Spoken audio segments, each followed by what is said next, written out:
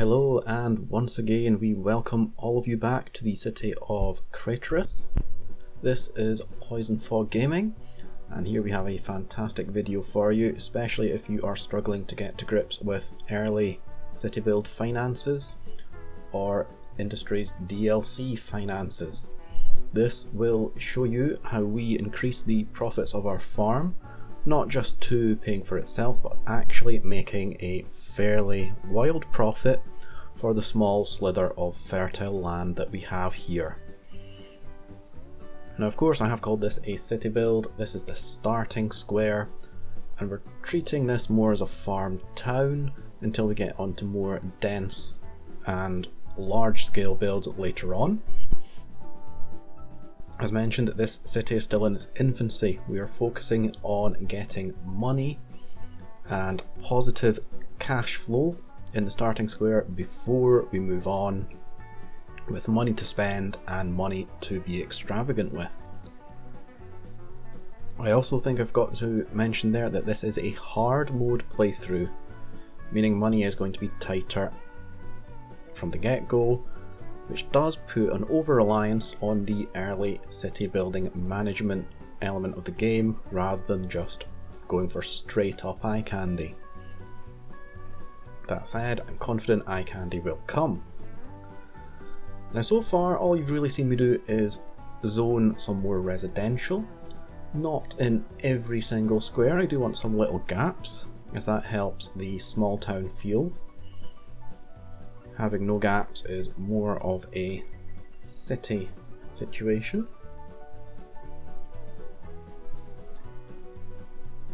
And of course, even though this is an episode built upon the Industries DLC and the farmland as a main priority, you do have to realise that all of the different systems work together in harmony.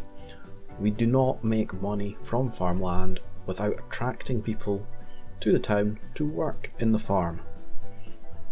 And one thing that we've neglected so far, be it through lack of starting funds and the milestone progressions unlocking, is that we have yet to provide any substantial leisure in the city. So using the Park Life DLC, we are building a nature reserve. A couple of reasons for choosing the nature reserve. One, we already have a very beautiful area with lots of trees planted. Thus we can build a few entrances, paths and entertainments very easily without having to expend a lot of money on area, scale, decor, etc. So this is a very large scale park that will cover a lot of area that we don't have to invest heavily in. Because let's be fair, at this stage we can't invest heavily in. Now, depending what sort of player you are and how you want to make your money, you could make this a profitable park. That said, I have left all the pricing to default, and the park almost pays for it. Well, it pays for itself with a little bit of extra. You can see I've put varying different paths in.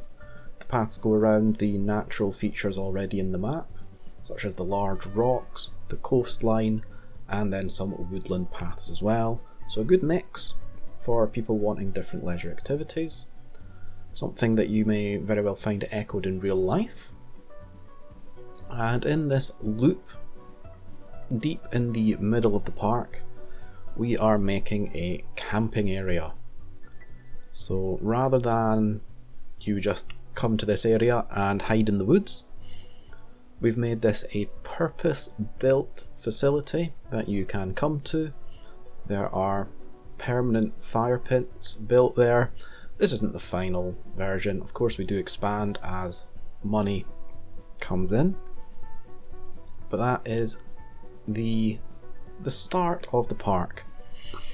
And of course, while filming the cinematic, we hit the new milestone, so we didn't catch it on camera cleanly, but that of course gives us an injection of money. We use that money to, well, first of all, fence off the park.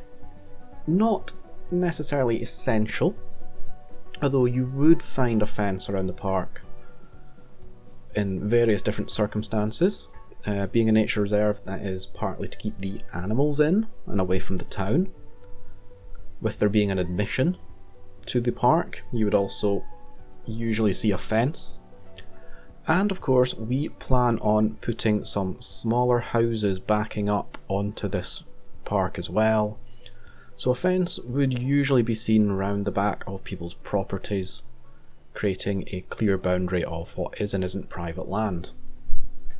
While doing all of that, people were dying, I was neglecting them, so there is a quick graveyard to solve that problem. It is very easy to get yourself engrossed and forget about the needs of your city. So a few other things getting taken care of. Electricity, of which you can just see me there, taking the budget back down to 100%. We were overworking our old electricity system. And now that those fences are in, we focus a little bit more on housing. Of course, down by the waterfront where there's lots of level space, we give them big houses. And we're squeezing houses in next to the natural features and the parks. We're looking for smaller houses. Possibly should have spread them out a little bit more few and far between. However, the border of a park, you would actually consider it was fairly desirable land. Close to, an area that you can walk, an area you can get pets out in, children out in. So yeah, you can understand actually why you would build as many houses as possible and develop that area to maximise profit and tax. That said, with the park yet not being fully established and being further away from the main street of the town, we did add in a few other bits of entertainment, bits of leisure entertainment to keep people happy. As people are happy, we satisfy the RCI demand for people wanting to move to the city. Thus we get a larger population, so as we then work on our farm, we have unemployed people ready to fill those jobs. You'll also notice, as yet, we do not have a high school, which means we will have uneducated people looking for jobs as they age up.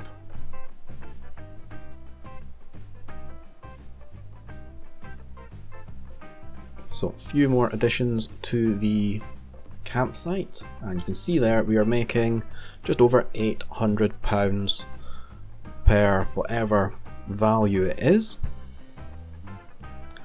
So £800 per, I guess, day, month, click, revolution, God knows. I don't quite know how that works. And the main thing here is we've put in a flour mill. So when you build fields, that produces raw resources, raw farm materials. They don't sell for very much. The fields produce the raw materials, the silos store the raw farm materials. Once the silos are full, you export, you make very little money. The flour mill actually takes the raw farm materials, the crops, and it processes it into flour. You'll see there 880 output for natural crops, total profit of 332. The flour mill is going to take that low monetary output crop and turn it into something much more valuable that we can export for a whole of a lot more money. And that is how you start to make a profitable industry using the industry's DLC. Now, of course, we had far more crop production than we had ability to process flour. So we have allowed the money to build up. We've got a fire, oh dear, solved. We allowed the crops to build up and built another flour mill. You'll then also see, in fact we can touch on that later, we just add a few extra bits to our park to keep the entertainment high. Some viewing decks and another fire pit. Fire pit actually blends in very well with the trees currently in the park. Decided to use just the one type of viewpoint to keep all the woodwork matching. Again, trying to make it look purpose built.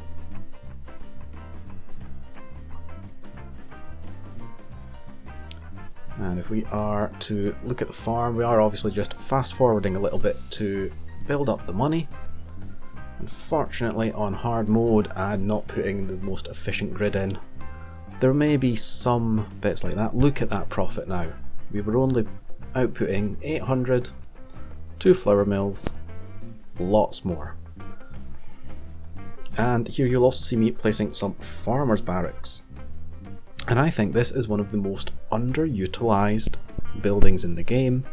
They increase the efficiency of your industry by 5% every time you place one.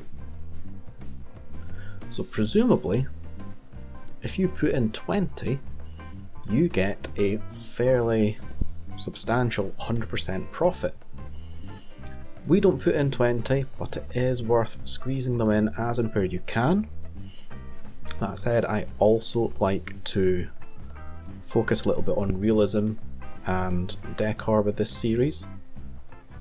So we're not just putting them in wherever there are 8 squares, we're putting them in where you may logically see them anyway. Farms do tend to actually have a lot of cottages around, and just a wee heads up, always focusing on a little bit of detailing to make everything blend together. But yeah, farmers, certainly here in Europe, I don't know about the rest of the country, farmers will often, if you have so many years of service, give their workers a lifelong house, lifelong cottage.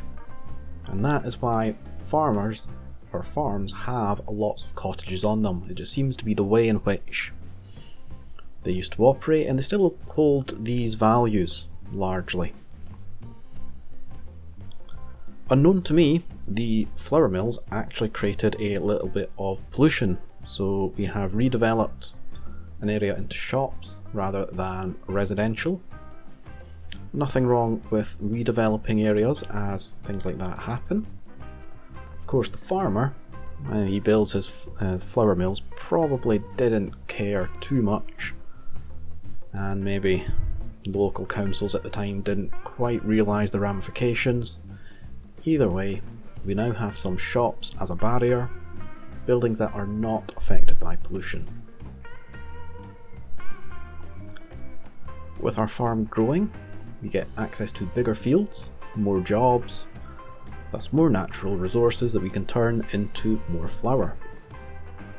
Farm maintenance building also has positive effects regarding efficiency and speed, and I think costs as well. And as we had a selection of buildings, we popped in another couple of farmers' barracks, and much like the park, we added in a fence barrier just to separate people's properties from the farmer's property. I do have to apologise just for the speed, but hard mode is hard mode. Hopefully you were aware of that when you clicked on the video. I'm sure it will be in the thumbnail once I get round to making it. It certainly was in parts 1 thumbnail. That said, if you'd prefer heavier edits, do let me know. Popping in another building and slightly modifying the road to accommodate for it. I can't remember what building this was. I think it might be a cattle shed, so we could start producing some animal products. So yet another higher value export. Yes, it's a small... No, it wasn't the small barn. I think that's the cattle shed. But the small barns also went in just for aesthetics. And once again, allowing money to build up and focusing on the farm, we've neglected other areas of the city. There was a demand for trash, so in goes some garbage dumps. And you'll see my placement. I've placed an undesirable land next to the busy motorway, but also in an area that I don't feel I need to disturb as and when I build a more substantial junction into this city. So of course those buildings that are hard to delete, you want to try and keep them far away from places that you think you're going to need to redevelop quite quickly.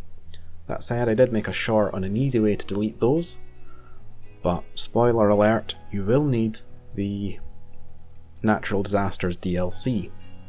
At this point I also looked at the other services we don't have, so I've popped in the facilities to create some buses and taxis, and I put in some taxi ranks. The buses, you can look forward to some of that in the next episode, but for now I just pepper some taxi ranks through the city. And this area here, probably slightly less desirable land, being closer to dirty industry and the rubbish dumps. Not 100% sure what I want to do with the little land in the middle. I do put some shops in.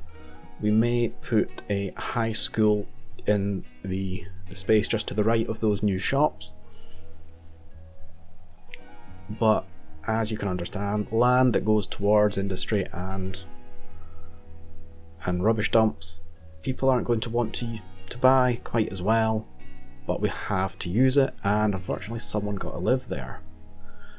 We are now giving this whole area a district, so we can allow ourselves the privilege of naming it. Speaking of names, if you want to name something, and you'll see here Skyline Libertarian, and I don't know how to pronounce this name, Exguboa, they have suggested Bread and Butter Farms based on one of my comment on the last time. And speaking of both of those YouTubers, they have their own YouTube channel, so do check them out.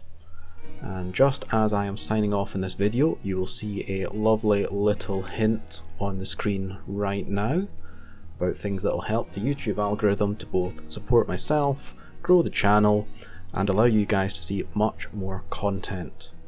But from here, we're going to leave you with the exit cinematics. Hopefully you're having a fantastic day, and we will see you all for the next one. Ta-ra!